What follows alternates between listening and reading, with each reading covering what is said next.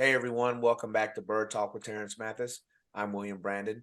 Please make sure you subscribe to the YouTube channel Atlanta Sports Unlimited and turn on those notifications so you don't miss an episode. This episode is brought to you by Prize Picks, the simplest sports fantasy game on the market. And get this, sign up using the code ASU and Prize Picks will 100% match your initial offer up to $100. Download the app for free at the Google Play Store or the App Store. Well, T, it looks like these Atlanta Falcons are kind of mimicking last season's Falcons as far as the win-loss record is concerned. It's like when we win one, we lose one. Win one, we lose one. We stay at 500 or teeter around it. And I feel like we're looking almost like the same thing last year. The defense is playing great. They're top 4 in yards allowed. But we can't seem to get right as always during crunch time. What can we do to fix these problems, or what are these problems that you see going on with this offense?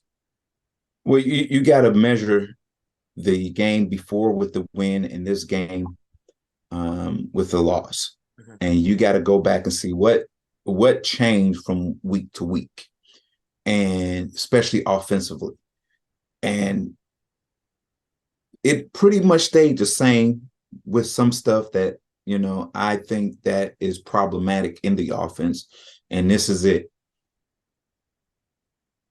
Ritter's percentage throwing the football out of the pocket and play action is very low.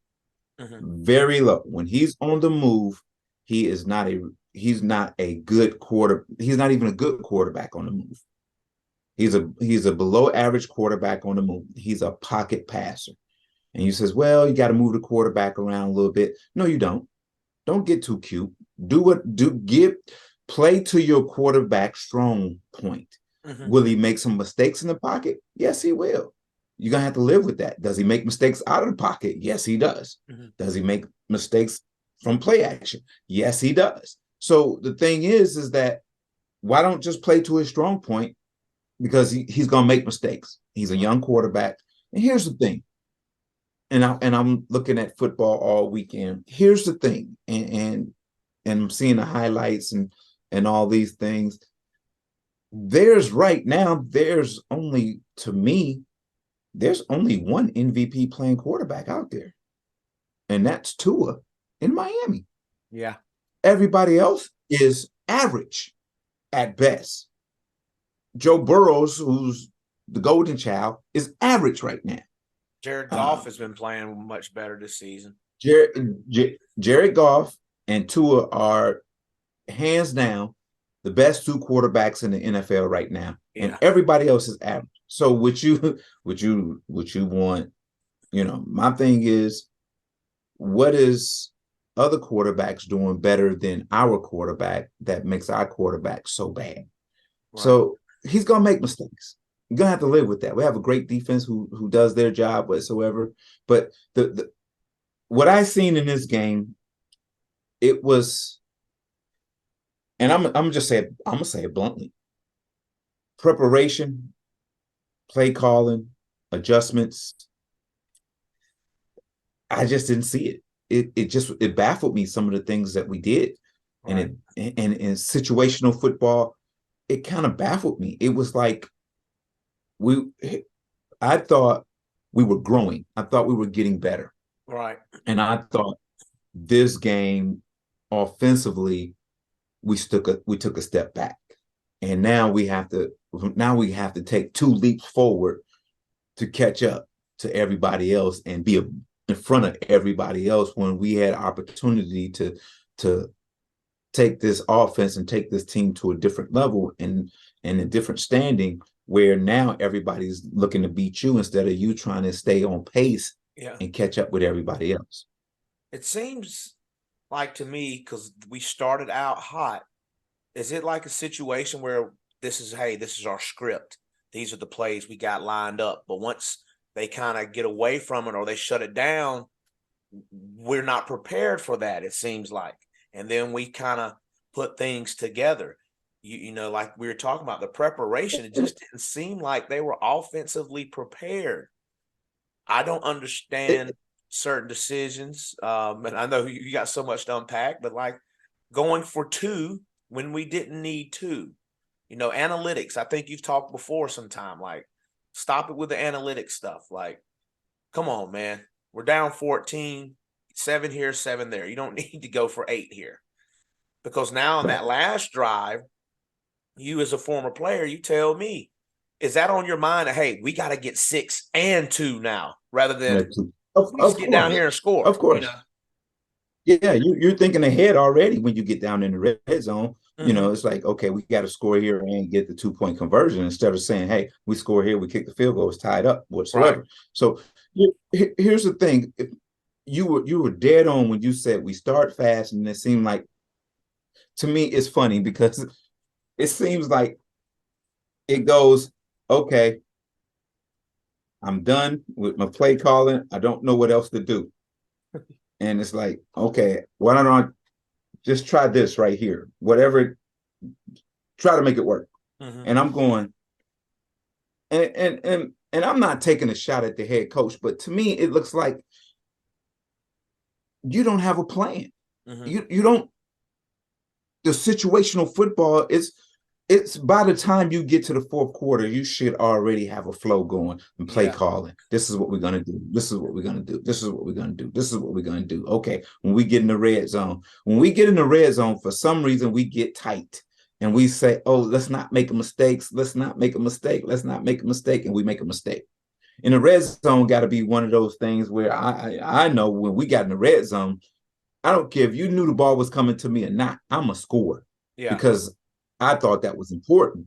It wasn't like, oh, Lord, if we don't score, we got to kick a field goal or we're going to go for it on fourth down. No, when you get down to the red zone, it's a mentality that you have to have and say, we're going to punch it in and score. Mm-hmm. And from the sideline, you got to call a confident play that you know they're going to execute and score points, touchdowns, not field goals. So when you're confused, we can get into the time management down there, all those things. Oh my God, we can get into the 3 interceptions.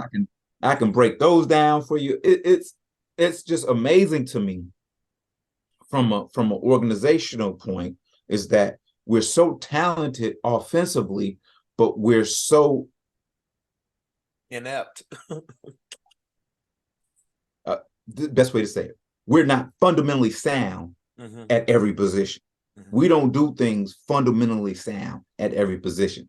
We're just playing football offensively. We're not, okay, attention to details and pass routes, running the ball, blocking, throwing, catching, runs after catch. We're not detailed at the things that we do offensively. We get away with it because we got big receivers, we got big tight ends, we got athletic players whatsoever, and they make athletic plays. Right. But we're not detailed enough to just say, okay, we're going to 12-play drive and march it down and be methodical with what we're doing. We can't do that because we're not detailed. To me, and they're going to argue, people going to argue. To me, I don't think they teach the details of playing each position or the details of the offense. Mm-hmm. And I think that's very important because at the end of the day, man, those dudes across from you making millions of dollars too. They play football too. They trying to win too. So the thing is, we got to find a way to beat them more than they beat us. And if we can't do that, we're going to stay at that 500 mark. We're going to be an average right now. And I'm not saying it's going to get better. Fans, you're going to have to live with it for a little while whatsoever. Right now, this team is just an average, it's a 500 football team. It's an average football team until someone offensively, play calling wise, coaching wise, player wise, step up and say, this is my offense and I'm going to take control of it. We're going to be an average offense. That's what we're going to be. Yeah, I think, you've mentioned before, what is our identity on offense? And we thought it was running. Yeah. Ritter at 47 passing attempts. Like, what's going on here? One minute we're just run team, and the next minute he's got 47 pass attempts. We draft a running back at 8 who was not being utilized on goal line plays. We talked about Cordell Patterson. Work him back in right. Just don't throw him in. And it seems like on Sunday, Jay just put him in the middle of drives that were percolating down the field, and they put them in, and then it kind of stalled. And I'm not saying it was CP's fault, but again, it's just it's a collective unit. Now I know you were talking about the time management, but I have to point out a few things just because so many people want to blame Ritter. You know, like you said before, put him in position to win, use his strengths. In the fourth quarter, it was like 5 minutes remaining. We're down 24-16. This is when all folded. We were on the 2-yard line. We get a delay of game. Why are we getting delay of games? Like you said, they should be ready. The small things. We should know what we're doing inside the red zone late in the game. We worked over this. This is fourth quarter. We should know what we're doing. Next play, the same thing is happening. Ritter looks up and realizes it. Backpedals and throws off his back foot. He's trying to throw it out the end zone, but nevertheless, it's intercepted in the end zone. And my thing to say is that all this wouldn't have have happened if they would have been prepared on that third down and then and of course that fourth down, or excuse me, the replay of the third down. Well, here's the thing. You got to have composure in that moment. You got to have poise in that moment. And you got to know right now, when we're down here, this is what we're going to. It shouldn't be no hesitation whatsoever, no second guessing whatsoever. You know, you're on the 2-yard line. There should not be. And then for the interception play, like you said, in his mind, he's saying, oh my God, his clock is running out, low snap. Instead of getting that, okay, we got the ball off. Instead of getting your composure at that moment, you're still in rush phase. You're still going through that motion like, oh, we gotta get it, ball low, and throw it off your back foot, interception. I'm not saying it's anybody's fault that he threw that interception, because he shouldn't have threw the ball. Really, he should have just threw the ball. But I knew what he was trying to do, so I can't excuse him for that. But what I'm just saying, that's what happened. I feel that's what happened on the play. And here's the thing, and you can hear announcers say, hey, this is what Arthur wants to do, where you out with these big bodies, blah, blah, blah, get you into the fourth quarter, and then pound on you and win a football game. Well, that's what he's been doing for the last 2 years now. He wants to pound, control the clock, score points, play with defense, field position, whatsoever, and win close. That backfires 50% of the time. That's why we 500. You look at it, it backfires. It is. And as you said, Falcons possession 36 minutes and 23 seconds to Washington's 23 minutes. Falcons 402 total yards, the Commanders 193. You shouldn't be losing these type of games. But when you got 1 for 3 fourth downs, you're going for 2 when you shouldn't. I mean, I just, again, and people would ask, I was going to say, people would ask, is it a possibility that Arthur Smith is handicapped on the play calling based on Ritter? Because we hear complaints about the play calling as far as the routes being a lot of slants and things of those nature, all guys bunched up in one formation. They're always the same type of route tree that comes out of them. Well, here's the thing. 13 years that I played, we had our core offense, what we did. This is who we are. This is what we do. But we always had maybe 5 to 8 plays that was different because we didn't watch film. Coaches watch past 3 films of this team and said, hey, we can do this against this. They're vulnerable to this. Oh, such and such did this. We're going to do this, but we're going to do it a little differently. And every team does that. Every team does that. And it seems like, to me, we keep seeing the same old page. We keep, wait a minute, I just read that page. I just read that page. I just read that page. It's like reading a book, and every time you turn it, it's the same page. It's what we're doing. It's not like we turn the page and go, oh, that's innovative. That's different. Oh, wow. We're not doing that. Okay, we did it with the reverse pass the week prior and all those things. And and it got everybody's juices running because we look like right now, we look like a 1992, 93, 94 football team. That's what we look like. We look like a 90s, early 90s, late 80s football team. That's who we are right now. And it was beautiful back then, but it's not pretty right now. And somehow we're going to have to catch up to everybody else. And I'm not saying doing what everybody else is doing, but we got to find a way to be more innovative and more creative offensively in certain situations. Now, I love the deep ball to Van Jefferson. That's the first time I've seen that in what, two years? Yeah. I mean, he look, the more and more he learns, that's now here's a chance for you to get innovative offensively. Here's your chance because now everybody sits 10 to 12 yards deep trying to stop your run, knowing that you're not going to go deep with your guys. You bring Van Jefferson in. Now they got to back up a little bit because he's going to take the top off that defense. Now what happens? When he's in the game, they start to back up. Linebackers start to widen out a little bit. Now we can get back to that running game that we're good at. But now when we're throwing 8, 9, 10-yard routes, and occasionally we throw 15, 20 yards and we go up and catch it, okay, the defense coordinator going, okay, they made a play. Right. But we know if we keep them in front of us and make them work, they're going to make a mistake sooner or later, and we're going to get the ball back. That's how I'm coaching this. If I'm coaching against this Falcons offense, hey, just keep them in front of you. Don't bend, don't break. Either they're going to give it back to you or they're going to kick a field goal. They're not that good in the red zone. So don't worry about getting beat deep because they're not going to throw it deep.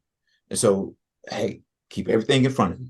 And so now with Van Jefferson, he's going to have another week up under his belt. I can see them implementing him more and getting the ball downfield a little bit more because you see Ritter got the arm to get it there. We're just not throwing it. Well, we're not throwing it because can't nobody run by anybody. Yeah. So, and that's not a knock on the receivers that we have because their abilities elsewhere, I love. Big bodies, catching traffic, run people over, all those things. That's beautiful. And I like it because at the end of the day, it wears down the defensive backs, but you got to have that dude that can just go straight down the middle of the field and catch one for 60, 70 yards. And that's Van Jefferson. Yeah, definitely. When I saw that pass play, I was like, who was that? I was like, oh, that's Jefferson. Okay. So I was excited to see that, him streaking down the field. The Falcons, it's not going to get any easier, but like I said earlier, it's like it's repeating itself. Remember how last year we would win, we would lose, but we would always be right there in the division. Same thing again. And I almost feel like that just gives Arthur Smith this comfortability that he could just keep on saying, hey, we're in there, we're in the fight, this, that, and the third. Because technically we are still in the fight. But if you don't string any wins together, you're definitely not going to win a playoff game. Because it's lose or go home. It can't be this and that. And like I said, we're coming up against Tampa, who just lost. Previously Washington lost, but I'm hoping that the Falcons can show something different. I don't know what are your feelings on this matchup? I think we're going offensively, we're going against a really, really good defense. And they're going to get after us. They're going to really, really get after us. Todd Bowles has been in the league a long time. He's the new head coach, second-year head coach for the Buccaneers, but a long-time defense coordinator in this league. And so he knows how to get after young quarterbacks. Defensively, I think we have the edge there. I think if we can keep Baker from making big plays and pushing the pocket in his face a little bit, we have a chance to really cause some confusion for him. Got to worry about Mike Evans. Mike Evans is a problem. But all in all, I think we are a better football team. We just got to go out there and play solid football, make some big plays, and don't give up big plays. That's what it comes down to. We had three turnovers against the Commanders, and three turnovers. You don't win games like that. But here's the thing: take care of the football, we'll be fine. We'll be fine, and play to win, coach to win, call plays to win. Don't call plays to say we're gonna hold on to the league. Let's just run this clock a little, and maybe we score or get another field goal, and our defense will do what they've been doing. True story. This is a true story I'm about to tell you. I was in Pittsburgh, my last year in Pittsburgh. We was 1-4. And Bill Cowher calls me into his office, and he said, "Hey, what do you think we're doing? You're an outsider. You've been in the league a long time. What do you see?" I said, "Coach," I said, "every time we get the lead in a game, we take our foot off the gas pedal and we run. We don't score. We kick the ball. They go down and score. And then in the fourth quarter, we're playing from behind." I says, "Coach, when we get up, we got to keep going." We won 8 in a row after that. Wow. No, we won 9 in a row after that, and then won a division. So, and here's a coach, Bill Cowher, who's let's run the ball and rely on the defense. Let's run the ball and rely on defense. No, you got Hines Ward, Plexico Burris, and all these guys. No, Antoine Randall, myself. Yeah. Let's throw the ball around a little bit, and then it'll open up the running game. And that's what he did. And we ran off 9 straight and won the division, lost in the second round of the playoffs in overtime. But here's the thing. Sometimes you got to get out of get out of that comfortable place and do something that, is uncomfortable, but in a good way. And the thing is, you got weapons. Hey, here's the thing. Here's the thing. Here's the thing on that point. So what? You don't run the football. So what? If you win the football game, who cares? Mm-hmm. Who cares how you win a football game, running it, throwing it, whatsoever? Don't try to say this is who we are, just to spite the nose on your face. Correct. And it bites you in your butt. You see what I'm saying? Mm-hmm. Go out and win a football game. No matter how you win it, just go out and win it. And then at the end of the day, then you start to find your identity. But when you try to force an identity, sometimes it just don't turn out the way you want it to. Who do you think is in that building, coaching wise or whatever, in the front office, that can kind of, give him some advice that he'll be willing to accept? And when I say him, I'm speaking of Arthur Smith in regards to that. Who's in that building? Or do we have a lot of yes men inside of there where it's just going to keep a vicious cycle? Nobody. No one. There's no one. Here's the thing. And as I've been out of football, but in football a little bit, mm-hmm. Interviewing, talking to ADs, talking to GMs, talking to people whatsoever, this and that. And I get tidbits. And one AD told me this: when I hire a head coach, one of the most important things to me is who is his mentor? Who does he go to for advice? Yeah. Who does he listen to? And that's important to me, because that means he is willing to listen, learn, and do things differently. So we got to ask the question: who is Arthur Smith's mentor? Mm-hmm. Who does he call, or who does he bring in, who says, "Hey, how do I fix this thing?" Or "What am I doing wrong? What should I be doing?" Not saying you're going to do it, but right. You need to be able to throw something off somebody, and they need to throw something back to you to give you some sound advice, or give you some options on to make you. It's almost a mirror effect. Right. You know what I'm saying?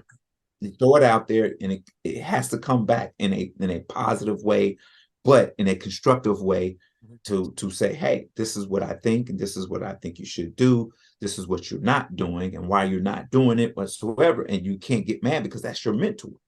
What is his mentor? Vrabel in Tennessee. I mean, who is your mentor? Right. You see what I'm saying? Oh, that's a Who's good it you point. go to? Yeah, who do you call after a game when you said, well, we've done it before. Last year, went for two and it worked out. What's the big deal? I'm I'm his mentor. I'm calling him. You can't say those things. That looks like you don't care. And it looks like it's not a big deal that you lost or not. You come back and fix it and say analytics, but forget analytics. You got a brain. Mm-hmm. It's early in the game. Kick the field goal. So it's one of those things. So, and I always say this, William, I always say this. When players make mistakes and come off to the sideline, coaches are in their face, getting on them whatsoever, blah, blah, blah. They made a mistake, blah, blah, blah, blah, blah, blah, blah. Who curses the coach out when he makes a mistake? Mm-hmm. Who gets in his face and tell him that was dumb? You know, why did you do that? Yeah. Who gets in his face? See, and that's the difference with with coaches that are at a high level who says, my bad, my bad. Hey, that's my mistake. That was dumb. That was dumb. I don't, guys, I'm sorry, forgive me. Guess what? The player's gonna go, what? Okay. It's okay if I go out there and play hard and make a mistake because he makes mistakes too. So that's the trust you got to have, and that's that relationship you got to have with player and coach. And I'm not saying they don't have that, but that's that ultimate trust. That's that ultimate relationship when you can do that. And I think what's so frustrating is because, the media helps try to keep Arthur Smith accountable, but then he blows back and always has like a smart remark rather than maybe addressing the actual question or trying to figure out why they're asking said question. Mm-hmm. Instead, Mm-hmm. it's, I'm waiting for him to say, you know what, like you said, it's my bad. I messed up. I shouldn't have did that. Blah, blah, blah. Make us feel like you care. That's not who he is, though. Okay. That's not who he is. That's and you can't get mad at a man because of the way they portray themselves and who they Right. are. Mm-hmm. You may not like it, but I respect the man. I may not, we may not like some of the things that he do, some things that he says, but I respect the man whatsoever. It's hard being a head football coach on any level, because at the end of the day, the only two people on the team that get losses is the head coach and the quarterback. When you lose, it's the head coach fault or the quarterback fault. Mm-hmm. It ain't nobody else's. It's the head coach or the quarterback. It's their fault. It's their fault. It's their fault. Wait a minute. That's 53 other guys on the team. Mm-hmm. They play too. So, and I get it. And that's the hardest positions to have is being a quarterback for any team and being a head football coach for any team. Before I get to your last word, again, shout out to the defense, 5 sacks in one game, and Calais Campbell with the big 100. What did you think about his dirty bird? It was good, man. It looked like he's been practicing. Yeah. That was pretty good. I said, that's good for a big guy. I was like, look at him go. I was like, wow. I said, he's been practicing. He's been waiting to do that for weeks. And he did it really good. It was first class, and it was right on. Thumbs up. Thumbs up. What you got for us to end today's show? I've been talking about for weeks about, circles and keeping people out of your circle and keeping people away from you whatsoever, this and that. Here's and I'm gonna keep hammering that in because of the fact that it's okay to be on an island by yourself sometimes. Because of the fact that you get a chance to figure out what you want to do and who you want to be without people being in your ear telling you, hey, go do this, you should be this, you should be that, you should be doing this. And you start to believe those things, and it's not you. The only person that knows you better than anybody in this world is God himself. The only conversations you should be having about you is to God himself. Because when you ask, he answers. And he may not answer right away, but he answers. But one of the things you have to do before, you got to go humbly to God and thank him for the things that he has done for you in the past. You got to constantly thank him for your existence. You got to thank you for your loved ones. You got to thank you for your job. You got to thank for your health, for your sanity, for your mind, for your kids, for your job, for your work, for your car, for your whatever it is. You got to thank him every single day. Or you look to God as just a whining, begging little kid. You can't do that. Can't just keep going to God. Can you? Yeah. Will you please give me, let me, show me? Come on, put me. You can't without, wait a minute. Didn't I do it for you before? You trust me, don't you? You have faith in me. So why you keep coming to me and asking me for the same things over and over again? You asked me once, I heard you. Just do you and let me be me, and we'll be fine. That's the layman terms, the of who God is. Because hey, I'm gonna thank him for all he's done, but then I'm gonna go to him and say, Lord, open up doors where no man says I can't go. Open them up, set a table for me there, and make a feast so I can sit at the table and eat where no man says I can eat and where I can sit. And then you leave it alone. You may come back and say, hey, Lord, I know you've shut one door, open another one. But I can't keep coming back. Lord, please. Lord, when are you going to do it? Lord, please, when are you going to do it? No, you got to have faith as small as a mustard seed. And we talked about that. And he'll move mountains for you. That's what I got. Thank you as always, T. Appreciate it.